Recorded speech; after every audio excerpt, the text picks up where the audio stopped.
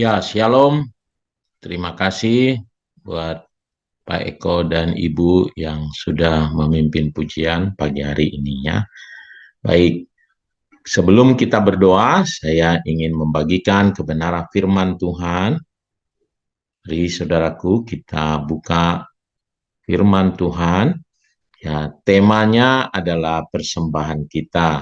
Ini belajar dari eh, cerita janda miskin di Markus 12 ayat 41-44.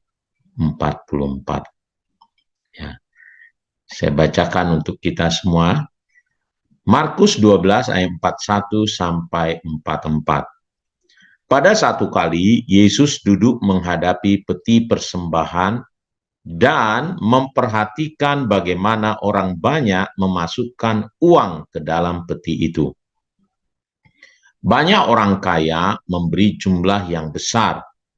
Lalu datanglah seorang janda yang miskin, dan ia memasukkan 2 peser atau 1 duit.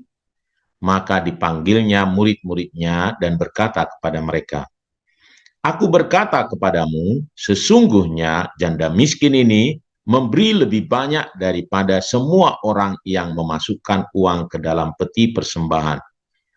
Sebab mereka semua memberi dari kelimpahannya, tetapi janda ini memberi dari kekurangannya, semua yang ada padanya, yaitu seluruh nafkahnya." Ya, Bapak Ibu Saudaraku yang dikasihi oleh Tuhan, ya saya ingin sekali membagikan ini karena banyak anak Tuhan masih salah soal memberi persembahan, memberikan hidupnya, memberikan waktunya, memberikan segala yang dia punya untuk Tuhan ya. Ya, jadi saya rindu kita boleh belajar sesuatu melalui cerita janda miskin ini. Ya. Nah, ada 3 poin utama yang saya tertarik untuk membahasnya ya. Jadi, saudaraku, yang pertama adalah poin pertama adalah ternyata Tuhan sangat-sangat memperhatikan bagaimana kita memberi persembahan. Ya, Tuhan tertarik bagaimana kita mengelola semua yang kita miliki. Uang kita, waktu kita, talenta kita, dan banyak sekali di dalam Alkitab menjelaskan betapa Allah sangat-sangat peduli ya dengan apa yang kita miliki ini, bagaimana kita memanagenya ya.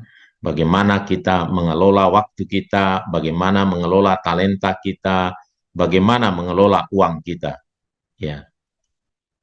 Saudaraku, diceritakan tadi, sengaja saya bold berbeda-beda warnanya tadi.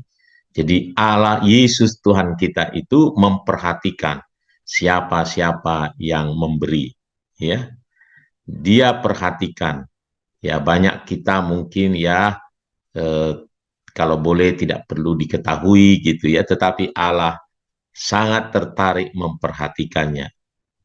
Nah, mengapa? Karena memang besok-besok kita akan menghadapi bagaimana kita dihakimi. Dihakimi bukan untuk masuk surga dan neraka, tetapi supaya kita bisa mendapatkan apa upah dari apa yang kita kerjakan, apa yang kita lakukan dalam mengelola kehidupan kita untuk mendapatkan upah ya.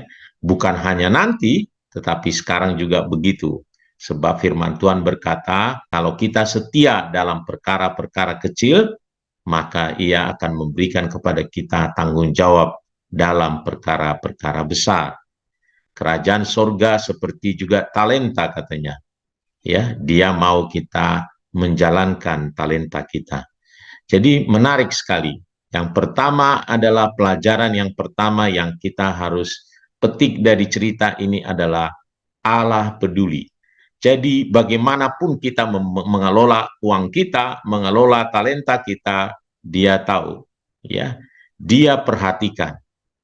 Nah, khusus untuk uang ini 2 Korintus 9 ayat 10 sampai 11, nah, ini firman Tuhan berkata, ia yang menyediakan benih bagi penabur dan roti untuk dimakan.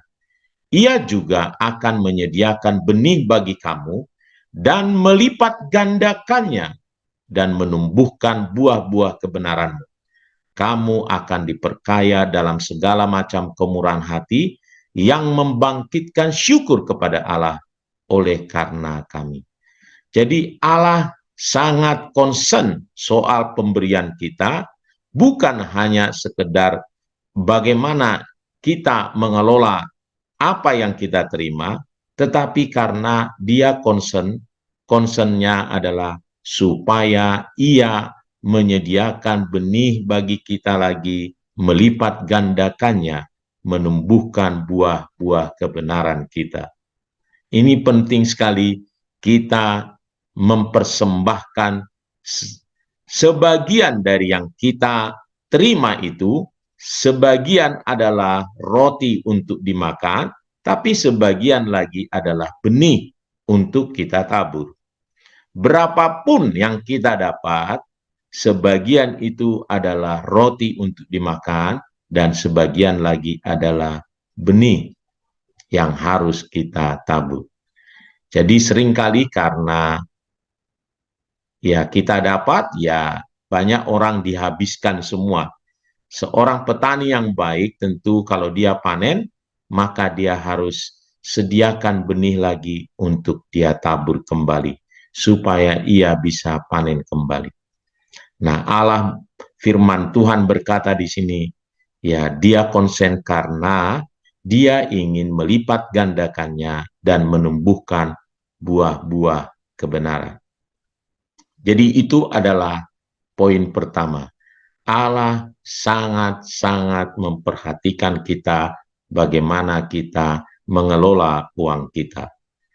Nah, yang kedua, kita belajar di sini ternyata bukan dipuji Tuhan, orang-orang kaya yang memberikan besarnya persembahan mereka, tidak.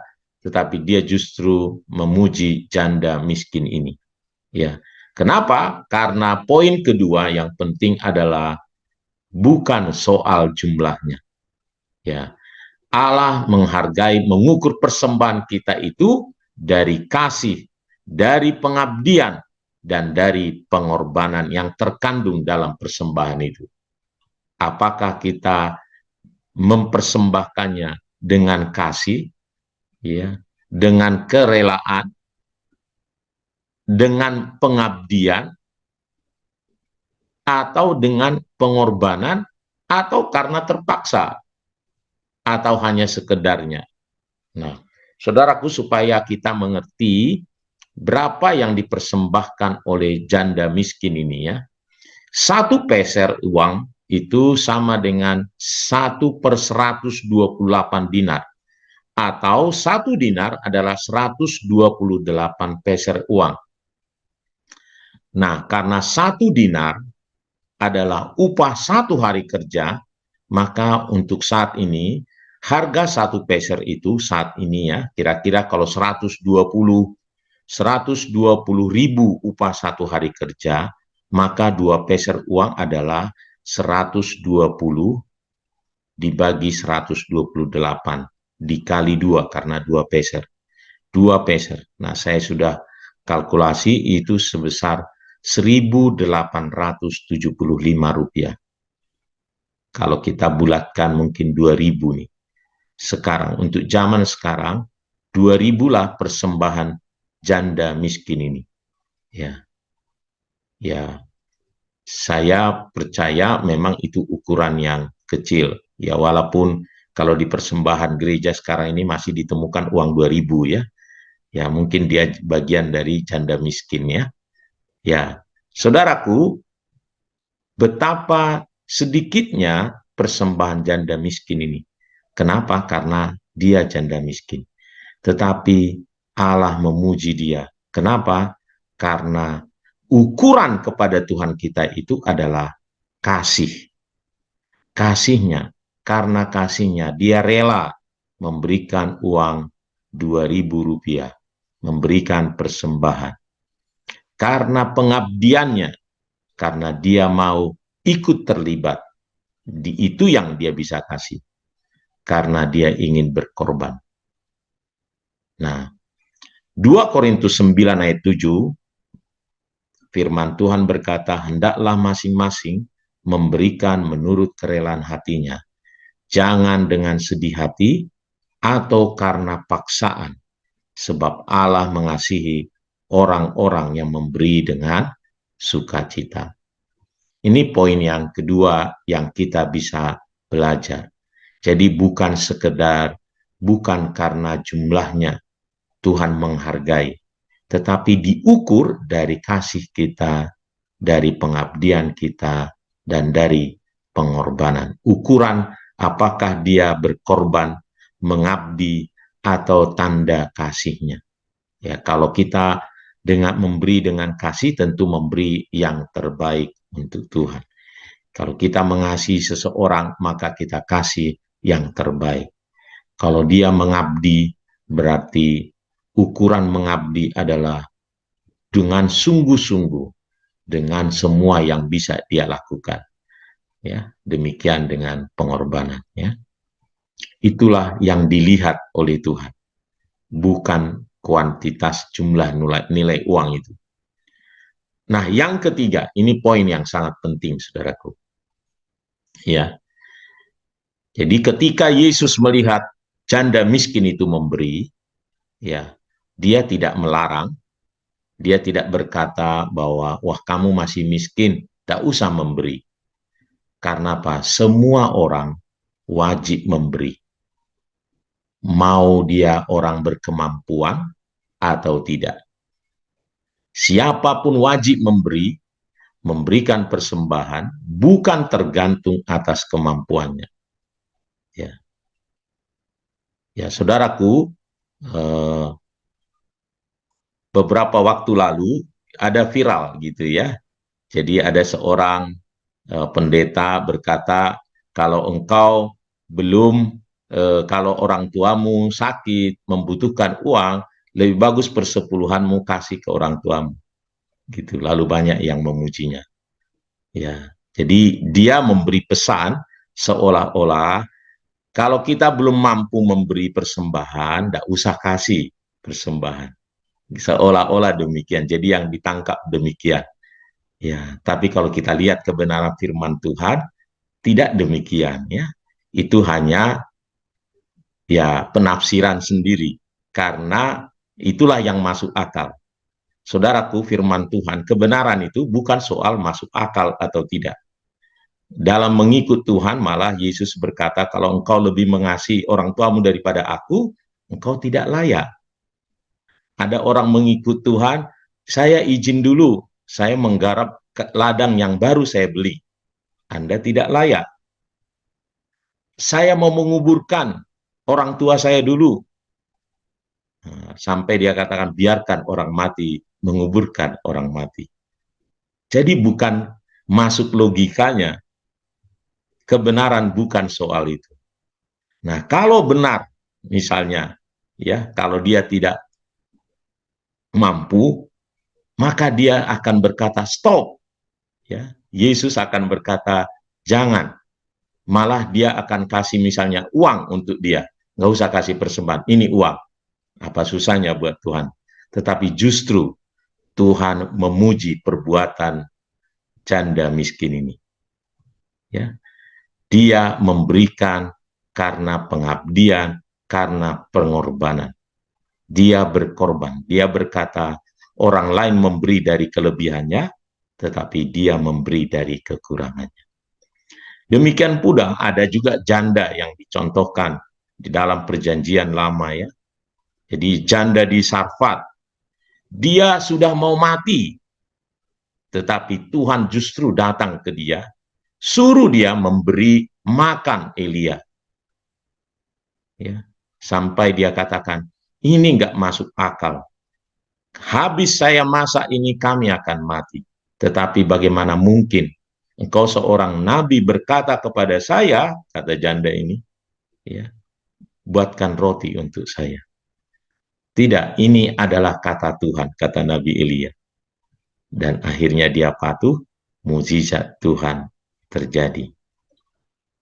anak kecil dalam waktu memberi 5 roti dan 2 ikan. Ya. Yesus berkata kepada murid-muridnya, kamu yang harus memberi mereka makan. Apakah cuma anak kecil itu yang memiliki roti? Saya percaya mungkin banyak di antara mereka memiliki roti dan ikan yang jauh lebih banyak. Tidak mungkin hanya anak kecil ini saja. Ya. Dan kalau anak kecil memberikan, mestinya logikanya Yesus akan berkata, waduh kamu masih kecil, jangan berikan ini, masih banyak yang lain. Tetapi Yesus menerimanya, bahkan mencatatnya. Ya, mengapa? Karena kembali lagi supaya ia melipat gandakannya. 5 roti dan 2 ikan dilipat gandakannya. Begitu juga janda Sarfat itu melipat gandakan pemberiannya. Mungkin tidak seberapa, tetapi itulah cara Tuhan. Itu sebabnya dia care kepada orang-orang yang mau memberi dengan ukuran yang benar, dengan kasih, dengan pengabdian dan pengorbanan. Mari Bapak Ibu, dalam mengikut Tuhan, dalam memberikan persembahan, ya jangan. Saya sering kali mendengar, saya tidak memberi persepuluhan karena saya tidak cukup. Ya. Karena saya orang miskin. Tidak, saudaraku. Setiap orang Allah mau. Ia memberikan persembahan. Bukan karena besarnya, tetapi karena kasihnya. Karena dengan cara itulah Allah ingin melipat gandakannya. Sehingga ada buah-buah dari apa yang kita kerjakan ini. Mari Bapak Ibu, berikan dirimu, berikan hatimu, berikan waktumu juga. Ya, soal berdoa pagi hari ini. Mari kita memberi waktu kita. Ya, hanya 1 jam berdoa kepada Tuhan. Dengan kasih, dengan pengorbanan. Setiap kita mempunyai kesibukan masing-masing, mempunyai tugas masing-masing. Tetapi saya percaya, betapapun itu kecilnya, waktu yang kita sediakan, tetapi Allah akan melipat gandakannya, memberkati setiap kita. Mari jadilah anak-anak Tuhan yang mau berkorban, mengabdi, menyatakan kasih kita kepada Tuhan lewat pemberian kita kepada Dia, waktu kita, uang kita, apapun yang kita miliki. Tuhan Yesus memberkati kita semuanya. Mari kita berdoa datang kepada Tuhan.